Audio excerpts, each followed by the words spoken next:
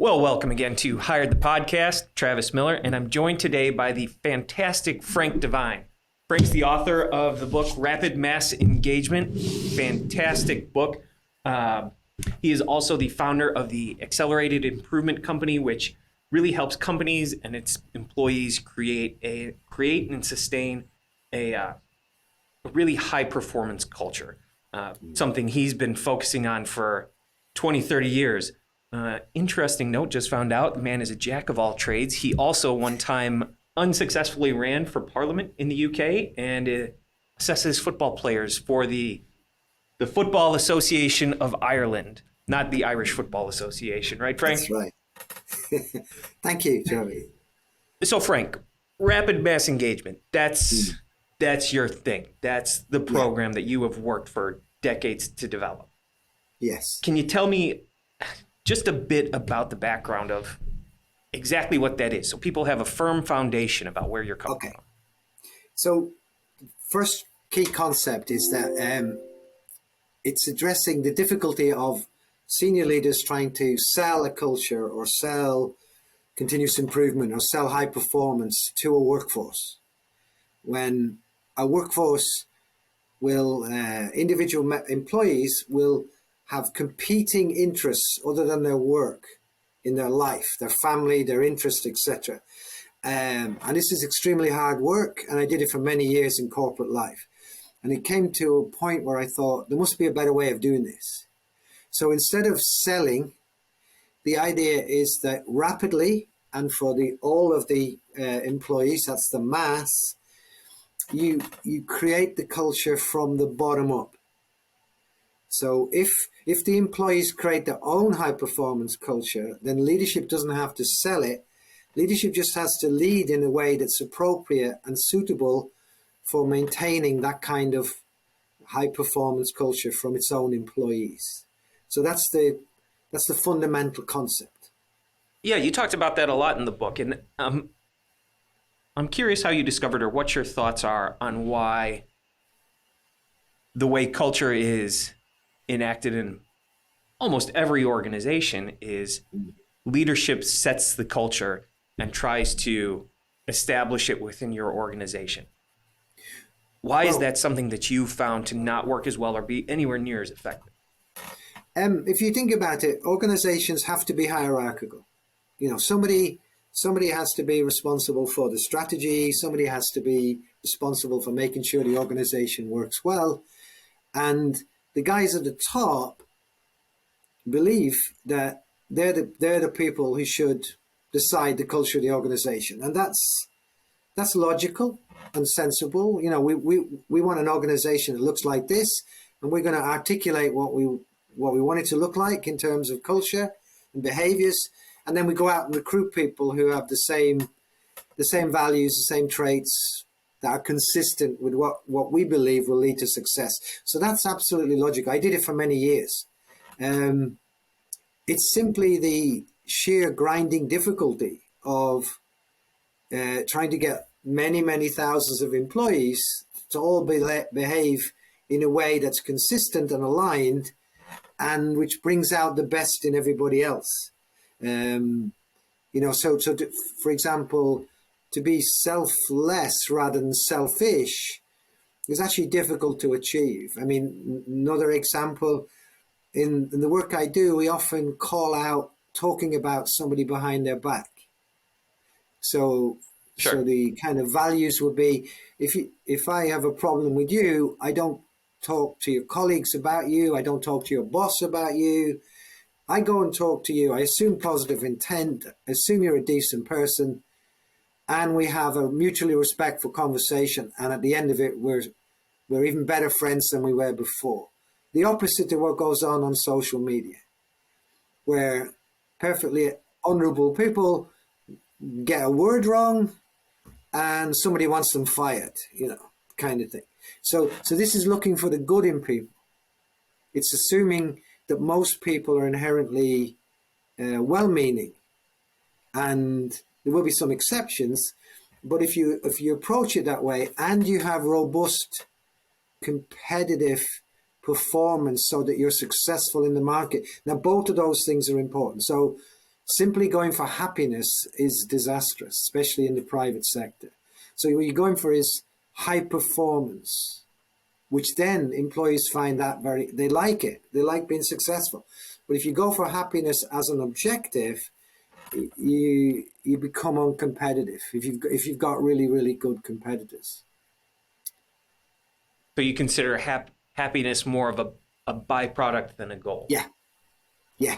Happiness is what you get when you have a high-performing organization with the employees owning their own culture, with removal of barriers to promotion. When we talk about diversity and inclusion, one of the most powerful ways to include people and create diversity is actually to be like Martin Luther King, colorblind, if you like, not to categorize people into different races or different groups, or whether they've got degrees, whether they've gone to college or not. Just see them as human beings and look for their strengths, look what they're good at, and then try and mold the organization around what people are good at. So you mentioned implementing this in organizations with thousands and thousands of people and the difficulty there. I'd imagine there's a dramatically different process, probably different outcomes to do this if you're a 20-person company versus a 200-person company versus a 2,000-person company. Yeah, the smaller, the easier. Easier where? In the smaller ones. Smaller, the easier? And let me explain why, In the bigger ones, so the biggest one we've ever done is 3,200 people. Now they have 4,200 because it was successful and they're good people and they've grown the business. But what we have to do to represent that group of people is they have to elect people to go to the decision-making event, the consensus day in the book. And that means that in that particular situation, 100 employees, or 90 to 100 employees are deeply, deeply engaged because they've made the decisions as to what the culture is going to be, what the joint change plan is going to be. Now, outside that, you've got 3,100 people who provided the data and made decisions in their individual smaller workshops feeding into this, but they weren't in the room when the decision was made. So at the Last Supper, if you like, there was only so many people there and the rest of the people were outside the room. If you've got a smaller organization, everybody can be in the room at the same time throughout the whole process. So there's a difference between breadth of involvement and engagement and depth. And the guys who make the decisions are deeply, deeply engaged. Like the old one about the bacon and the egg. The chicken's involved, but the pig is deeply engaged. So it's kind of like that. Only they don't die at the end.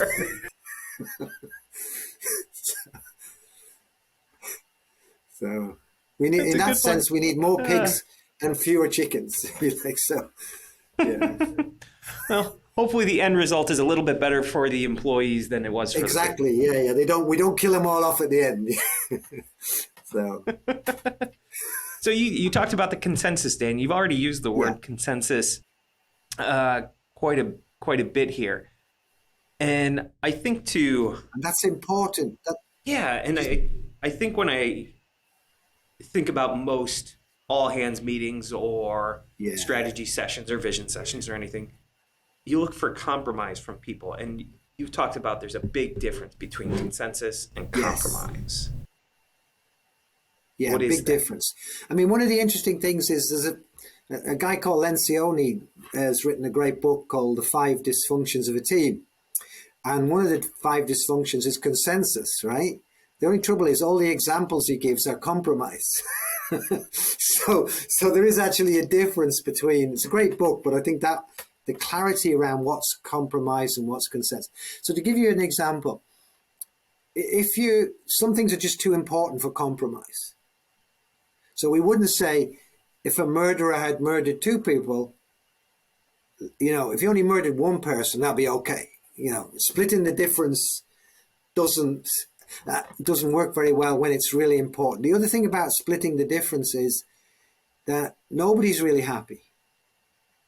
Mm-hmm. So if you think about a union management negotiation and they reach a compromise, and sometimes that's all you can do. But ultimately, the organization's costs have gone up and the employee's standard of living hasn't gone up as much as they wanted. So nobody's actually happy with the result. With consensus, it takes longer to achieve. It requires a very high level facilitation skills, especially in large groups. And but it's worth it. When it matters enough, it's worth it because of the emotional commitment, but also the quality of the outcomes. When you're compromising between two positions, you've got position A, position B, and then you've got where you end up. When you're seeking consensus, you're innovating, you're creating new ways of doing things, which can be far better than any of those. So you can arrive at something that's better for the company, better for the employees. It's not confined to the gap between position A and position B. It's not along that continuum. It can be better for everyone.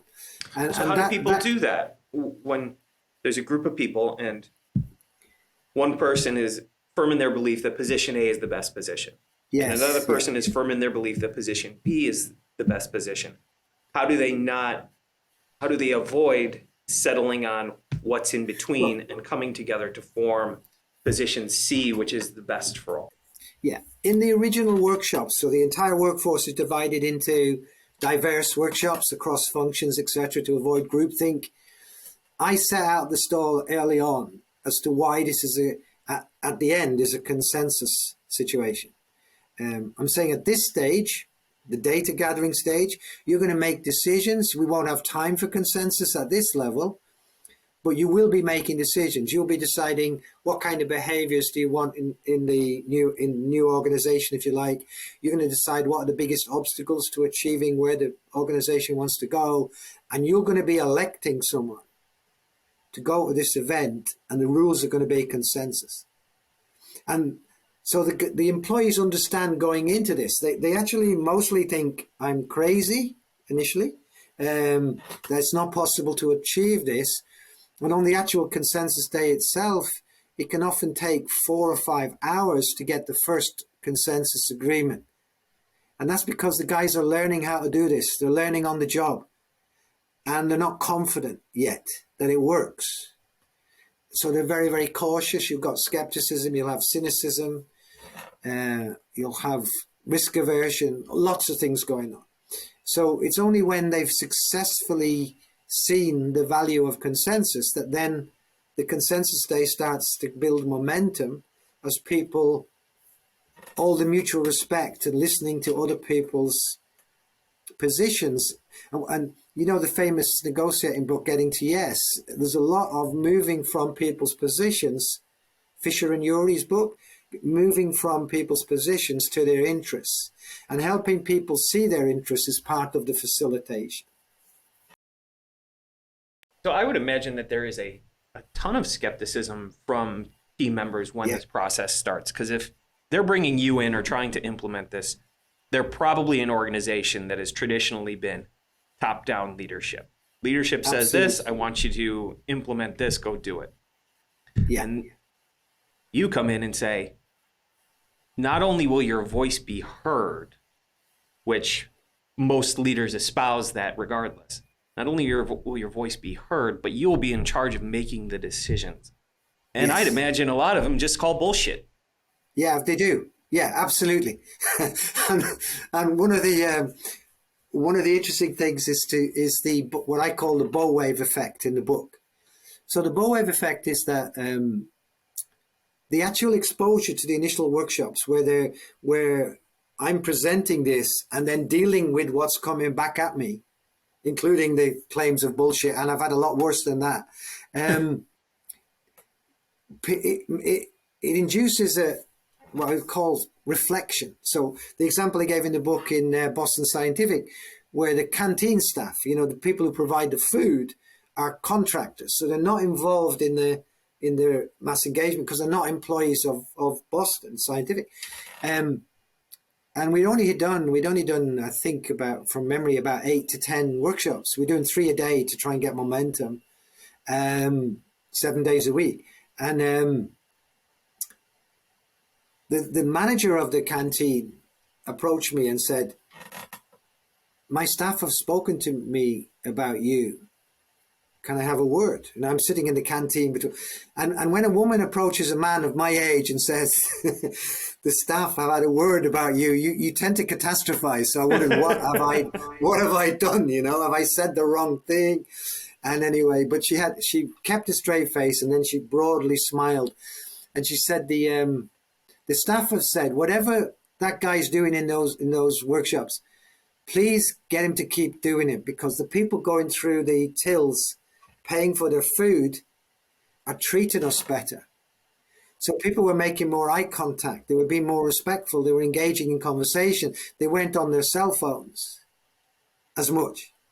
So that's at the diagnostic stage, where we haven't got to create the culture yet at all. This is the diagnosis. You know, what are the major obstacles? What kind of behaviors do we want? Who are you going to send to where the decisions are made? So the culture hasn't actually been created yet, formally.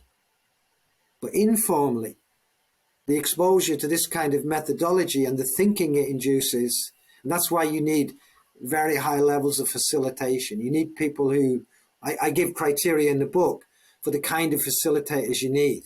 In order to create that bow wave effect. So the culture goes ahead of the formal process. So things start to change. A group of managers said to me, for example, we talked about this thing about not talking behind people's backs. Yeah. And then they had the 360 feedback process. So people would give anonymous feedback to people for their 360 feedback. And when we got into the leadership side, I was showing them about how to give good constructive feedback. So don't talk about someone, talk directly to them. So anyway, they changed the 360 degree, informally. They refused to give anonymous feedback to anyone they hadn't already spoken to.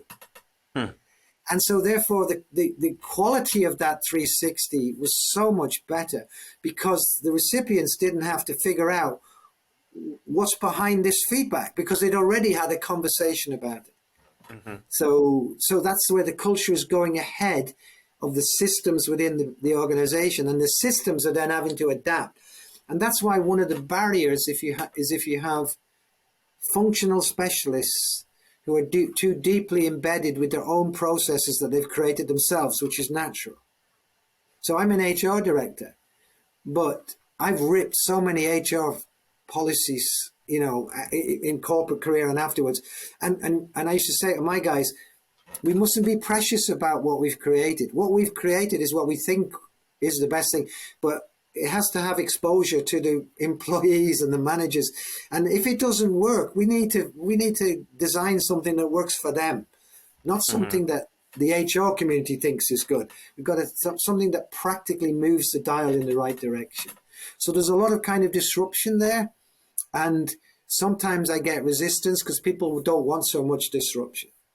It's their baby. It might be ugly, but they're going to keep it anyway. Whereas I'd like them to make the baby prettier, if you like.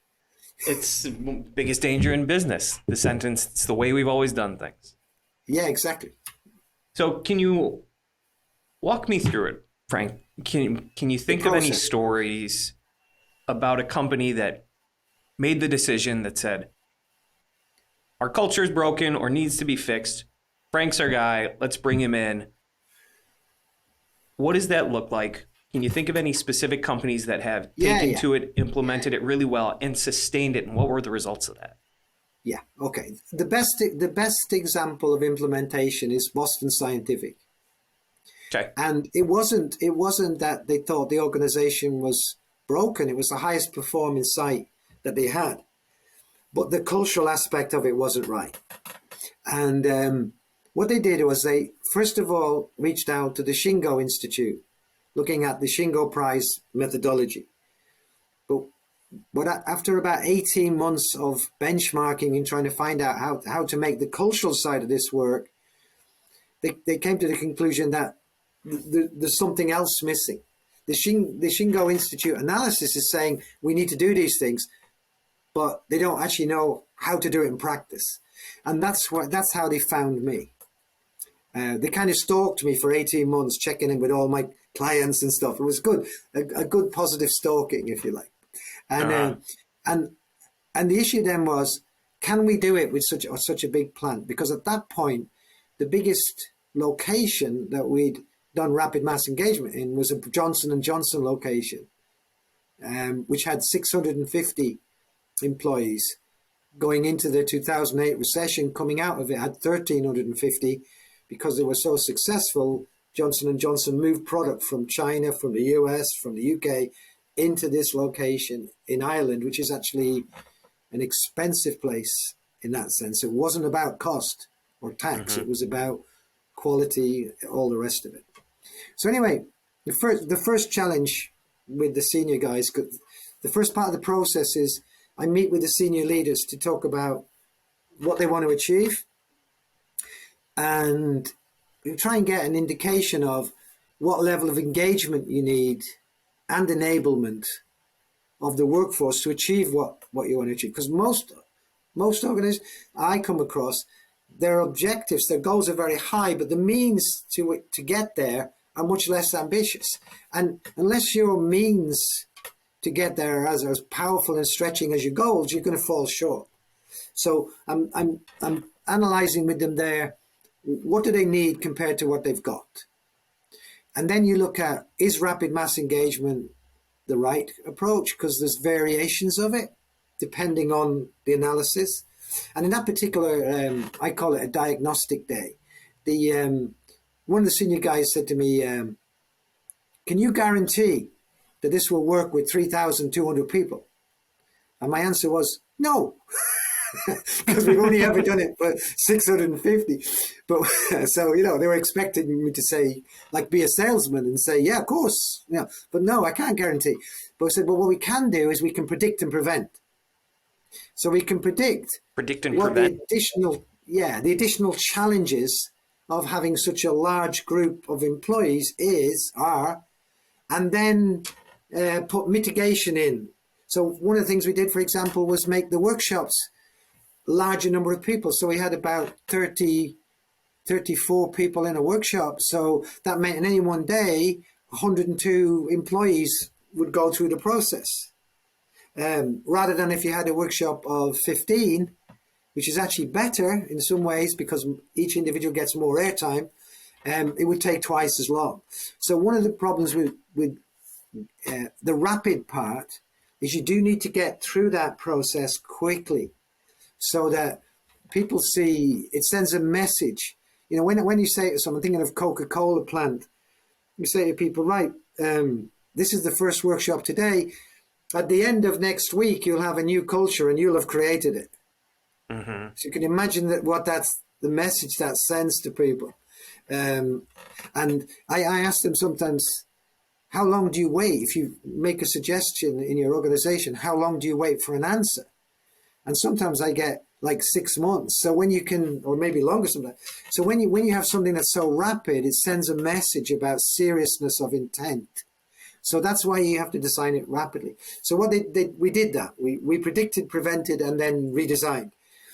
And then once you've done that, the individual workshops are where all the employees attend, and they attend not with their colleagues. So you want to avoid groupthink. You want to immediately expose people to how people in other jobs see the world. So you've got this deliberate diversity. And that also means when it comes to who's going to get elected, they're looking at the quality of the person's contribution during the workshop. Because what you don't want, what I say to them is, guys, look, how important is the consensus day? No, it's very important, right? So don't send the village idiot to it, It might be funny, but it's not the right thing to do. Send the best person you think to be there, and the election is interesting in itself. So after that, the way the senior leaders behave matters tremendously. So what we have at the end of each workshop, some of them come in, maybe 3, and they just listen to the outputs of each workshop. So that's socializing some of the issues in the minds of the senior leaders. Oh, we've got a problem I didn't know we have. Oh, lots of people think that's important, because I've heard that now in 7 workshops. So it's kind of how they react to that is important. And obviously I prepare them how to react to that. You don't, this is not the time for debate and discussion. This is a time for understanding, and just understanding what the messages coming back are. And then when all those workshops are finished, we get to the consensus day. So imagine a big circle of people. You've got the senior leaders, and they're the only ones who don't put anything on the agenda. The senior leaders create the scope, they create usually the higher purpose, but how we get to that higher purpose, what the biggest obstacles to getting there, they don't have a say in that. And of course, the employees find this remarkable. So you're saying the only people who don't have a say on the agenda are the senior leadership team? Yeah. And that starts to make them curious. And with curiosity comes receptivity. If you think about a movie and it's going along, and suddenly something unexpected happens. I don't know if you watched Game of Thrones. I did, and I read that in your book. I thought that was an interesting comparison. Yeah. You don't expect the biggest star in the show to have his head cut off at the end of the first. Yeah. So when that happens, people are go, oh, this is interesting, and they want to see the next episode to see what happens.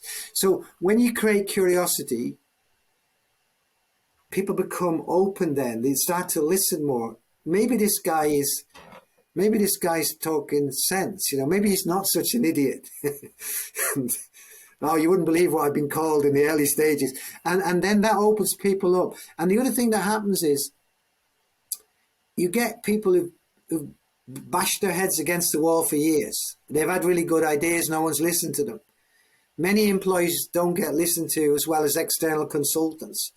That was one of the reasons why I left corporate life, because I knew people would listen more if they were paying me a lot of money, kind of thing. So the what people who previously been quiet or maybe resigned suddenly realize this is an opportunity, and I'm never going to get this opportunity again. So you can imagine what that does to the energy and the passion and the commitment. And what I'm also doing is, through the use of stories, I'm seeding into the culture powerful, emotional stories about events which people can relate to in their own life. So 2 brothers at their mother's funeral, and they'd not reconciled before she died, is a story I tell when I'm getting a lot of cynicism.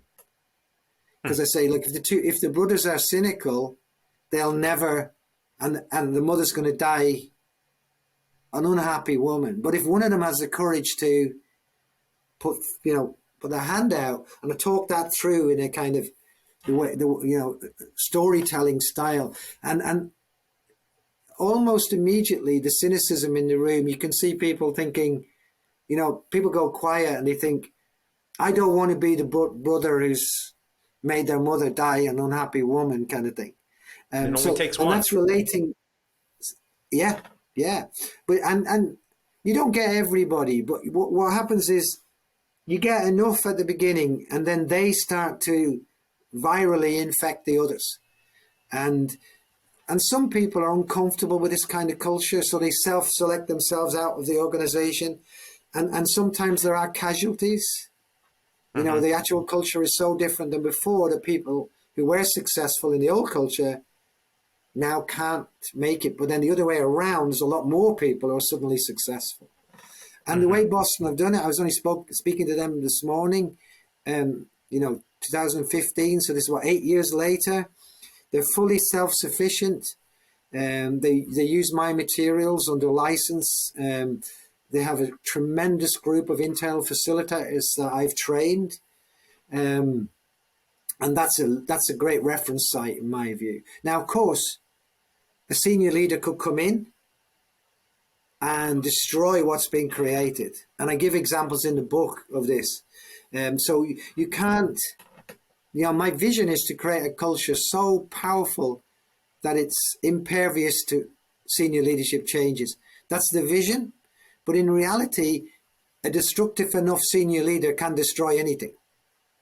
Sure. But the issue is to make it as difficult as possible to do that.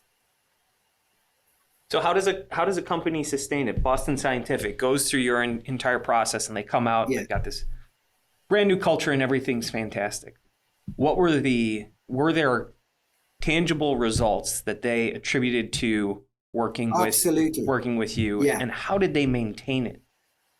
Yeah, well, when you think about tangible results, I'm doing what I do, and the process does what the process does.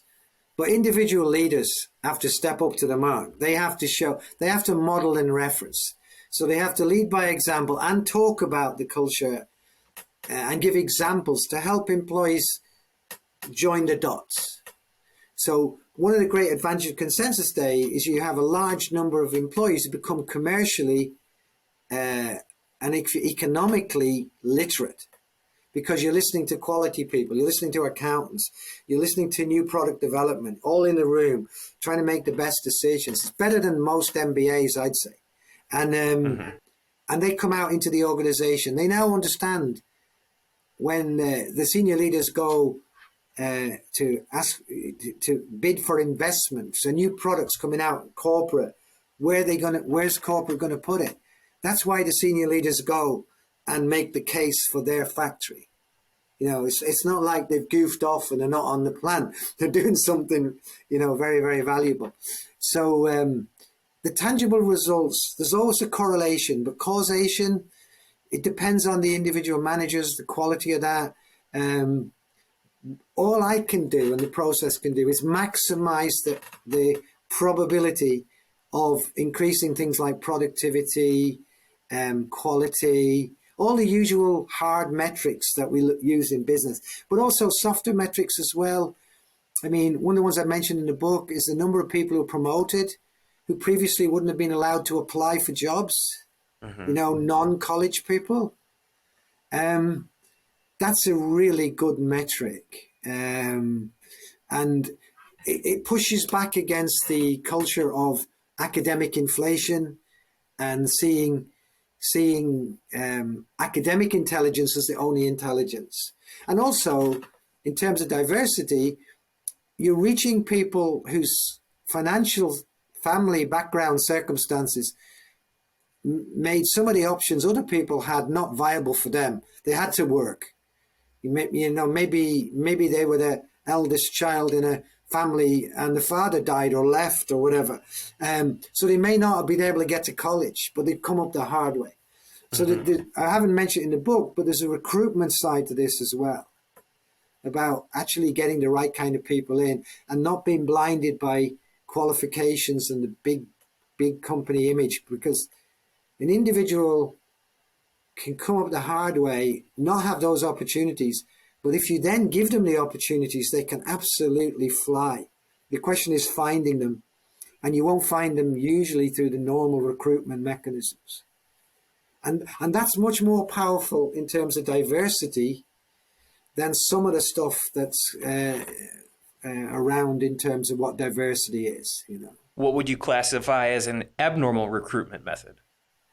Well, for example, when you have, in order to apply, you need these grades, you're automatically excluding people. Now, I know it's convenient because you exclude a lot of people, but you're kind of reinforcing social privilege from the people who have the most opportunities, if you like, and the most connections. So in my family, I was the first person to ever go to college. I had no clue what it was going to be like, etc., etc. I had no experience. I had an entrepreneurial family background, small construction business with my grandfather, etc., but no understanding of how a big organization works.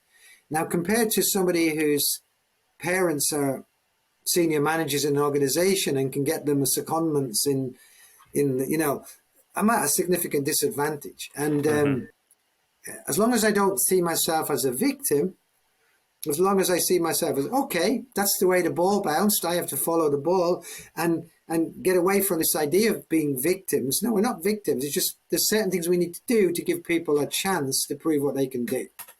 I have a question. I'm having my a tough time wrapping my head around something. So you said this is something that's easier to do in a small Smaller organization. organization. But you also said that when you're gathering these groups to form consensus, you want people outside of their normal work circle, not working with their direct colleagues. Not when you've gathered them. When you're gathering the initial data as to what the most important issues are, you're training the workforce to consider the other function, the other shift, the Sure, other guys. That's what you're sure. doing at that stage. By the time we get to consensus day, we make sure every single function, every single shift, every single group of professional people are all in the room together so that technically you can drive for the best possible decisions. I just imagine It's it's not just more. about consensus. It's about getting consensus behind decisions that will actually move the dial in a globally competitive environment. I just So there's a hard imagine. edge to that.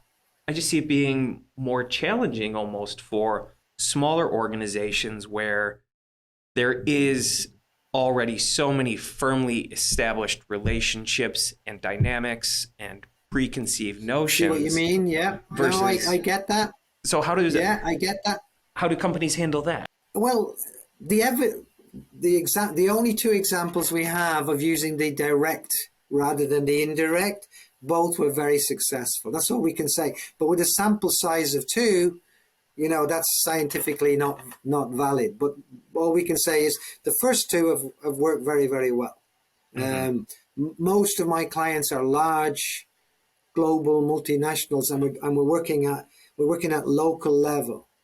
Okay. So you don't do rapid mass engagement across 5 locations because the history, the locality, the experience is different, and you're drawing on employees' experience of life as well as work in Mm-hmm. order to create the culture. So it is local as well as bottom up. Now, corporate people worry. Johnson and Johnson, for example, we have the credo. Will this local culture at the site conflict with our corporate culture, the credo? And theoretically, it's possible. But I put them at ease by saying, if you get a conflict between the two, I'll run naked down the local shops. So I think it's conceptually possible, but extremely unlikely. Because if you look at what's in the credo and you look at good values in work and stuff like that, it's going to be different. It's going to be in local language, and it's going to be their priorities, but there won't be conflict. There'll only be reinforcement and maybe different prioritization because of the local history. Mm-hmm. One last thing I wanted to talk to you about is you talk about the importance of engaging employees in purposeful work. Yes. Now, I would like to think that every leader in every organization believes that what they're doing matters and that the work that their people are doing has purpose. But I am also positive that a lot of leaders are probably not great at communicating what that purpose Absolutely. is. Whose responsibility is that to either find or articulate the real purpose and meaning of the work that people are doing? Right. So at the level of the system we're trying to improve, so the factory or wherever it is, the office, the first decision-making event with the senior leaders, part of that is me showing them how to, first of all, agree what a higher purpose is, not just a purpose, a higher purpose, and then how to articulate it in normal language that employees would talk to their friends about in the local restaurant or the local pub or whatever. And it's very different from corporate speak or management speak. And I obviously help them draft that. That's part of, it's a joint design thing. So the things you see in the book were created by the organizations, but I was in the room with them. I was helping them put the words together mostly. And the idea is to reach people at deeply emotional levels, the family, the community, things like this, the pride in the local community, creating jobs in the local, or sometimes keeping jobs. If you think about the Rust Belt in the US or any other previously successful industrial areas, which have kind of hollowed out, okay?